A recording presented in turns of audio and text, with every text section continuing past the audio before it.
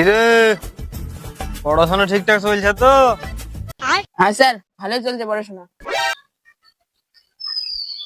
পড়াশোনা যখন ভালোই চলছে, তোদের সবাইকে প্রশ্ন ধরবো, আর যদি উত্তর ঠিকঠাক না দিতে পারিস সববারে বাঠাম খসা হয়েছে। ঠিক আছে, ধরেন।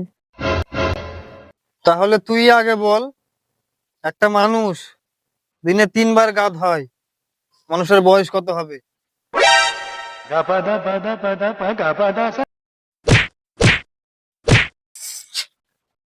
তুই এই পড়া পারবা না?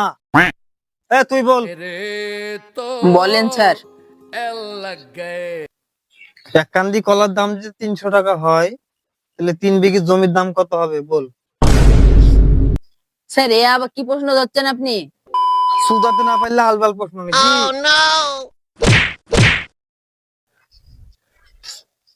এবার তুই বল। স্যার, আমাকে একটু সহজ প্রশ্ন ধরেন। হ্যাঁ, अच्छा ठीक है।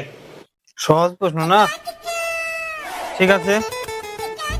একটা দোকানে 3টি আলু পচে গেছে, তাহলে ওই দোকানটা ক বস্তা আলু আছে বল? কি ব্যাপার, তুই একটু ঘবরালি কেন? স্যার আমি উত্তর পারবো না, ওই জন্য রেডি হয়ে নিলাম।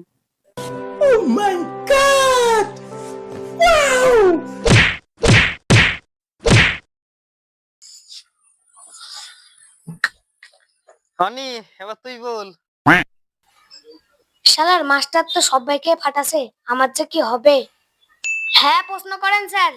বল, রাস্তা দিয়ে 3টি ছেলে যাচ্ছে, আমার বাড়িতে আজ কি তরকারি হয়েছে?